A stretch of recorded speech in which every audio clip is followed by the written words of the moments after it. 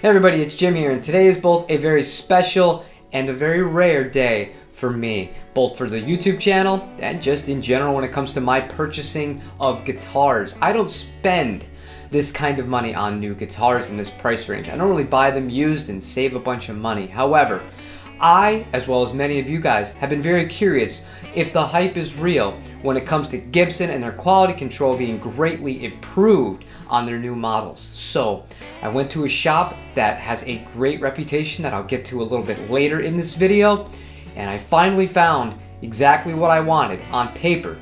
But will it live up to it when we put it on the bench and we sit and we play it? Today we're going to be taking a look at this Gibson Wildwood Select Les Paul Standard 50s.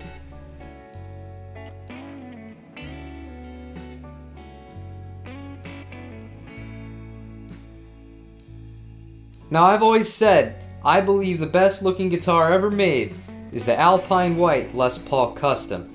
I think this one gives it a serious run for its money.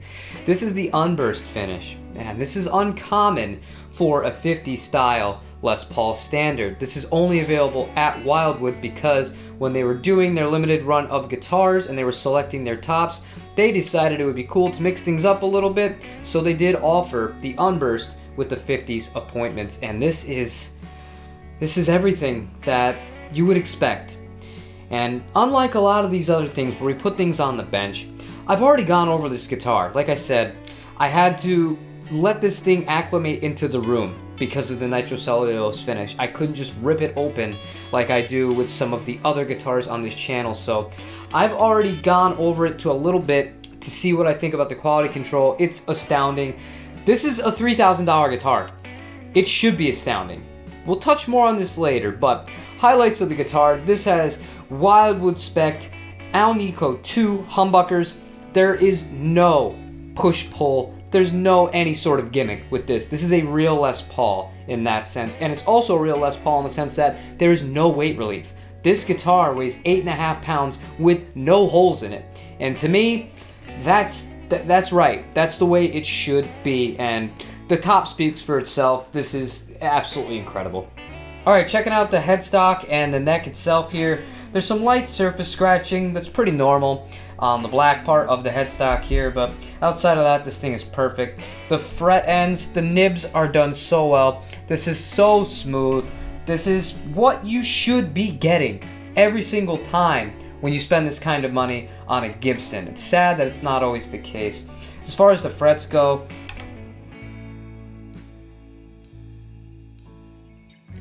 now there's no other way to say this, the frets on this are perfect. They should be perfect. And I'm gonna credit a lot of that to Wildwood Guitars, the place where we purchased this. I'm gonna talk a little bit more about them later, but this is part of the reason why I chose to go with them, other than, a place like Sweetwater, or Guitar Center, or other small shops. These guys know what they're doing. I knew I could trust them, and I'm being proven right the closer that I take a look at this guitar.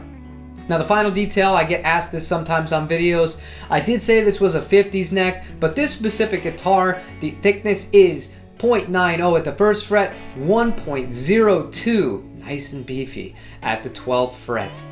Guys, I don't have much else to say. If every new Gibson came with this level of quality control on it, I think that a lot less people will be complaining about the price points of it. Granted, I still think this is a little bit expensive for a new guitar, but that being said, it's stellar. I knew exactly what I was getting into because every specification down to the weight, the neck thickness, all the detailed pictures were available to me on Wildwood's website. They don't mess around. When you go to Sweetwater, you'll get some pictures of the guitar, you'll get an approximation of the weight, and I say approximation because it's not always accurate. You buy from other big boxes, you might not even get that. So knowing that every little detail was taken into account and was listed and provided to me, it really gave me the confidence with being able to make this purchase. But I'll get more into that later. Right now, let's play this thing.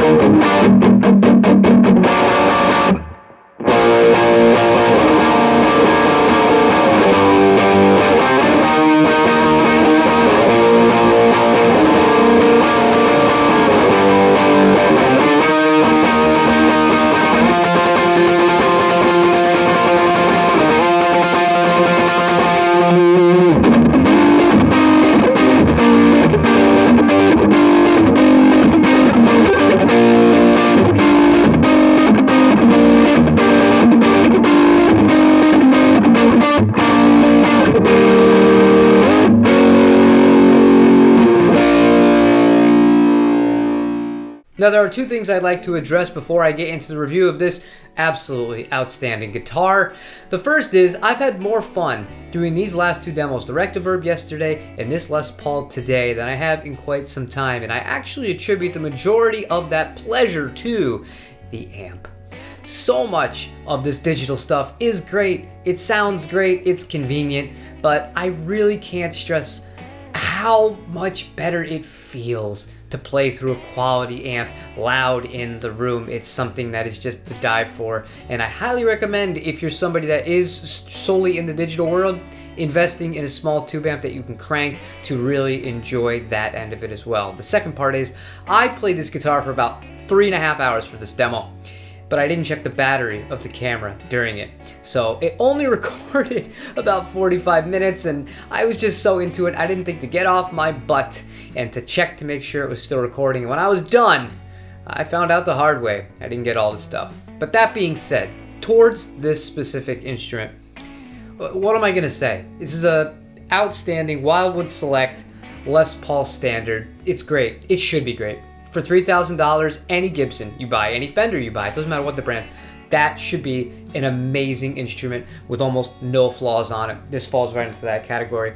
I love the non-weight relief body, but this is significantly lighter than my Jaguar, which has become my pretty much go-to guitar for when I'm playing. So this is actually a little bit of a break, which is uncommon for me with a Les Paul, and knowing that to achieve this weight, it didn't have to become Swiss cheese on the inside, I love that. The neck is perfect. I love beefier necks. This is exactly what I wanted, but because I bought it from Wildwood, I knew the exact size of it, and because I have those feeler gauges that I was showing you guys before, I know what I want out of a neck. So, all in all, no fancy anything with the electronics. A Les Paul doesn't need a coil split. It doesn't need a built-in boost. If you want that stuff, that's cool, but to me, it just needs to be able to do the classic stuff, and this absolutely nails all of it.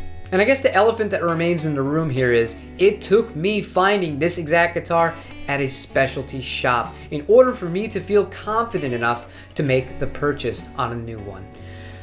It's really, really sad for Gibson that you don't have that kind of, I can pick one of these up from anywhere, and that's one thing I praise PRS for. I can walk into any store and pick up a PRS off the wall as long as it's American made. Most of the SEs fall in this category too, but if it's American made, I know that I could take that guitar out and gig it that night. And I still can't say that the same thing for Gibson. I've played new Gibsons in store recently. They weren't anywhere near as good as this. So my piece of advice would be, if you are interested and you have the money and you want to buy new, find yourself your own Wildwood, or go to Wildwood directly yourselves.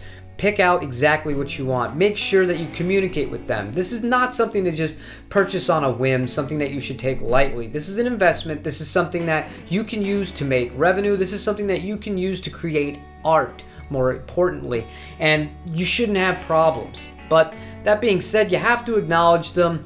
Wildwood, you guys, Bruce, John, the best. I love you guys. Thank you so much for this guitar. I'm at a loss for words. I just want to keep playing it, and I want to turn the camera off. So to wrap this up, what I say, Gibson are back. If all the guitars they were making were as good as this one, I'd say, hell yes, they are.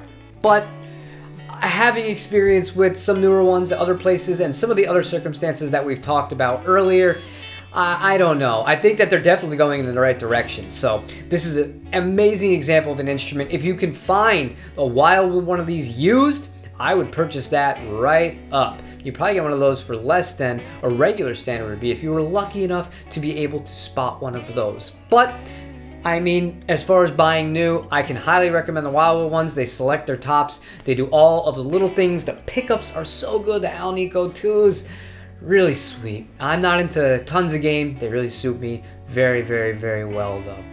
I gotta thank you guys all. Thank you for watching all these videos. This has been a treat, a pleasure to me. I'm at a loss for words because all I want to do is turn the amp back on and keep playing. So that's what I'm gonna do.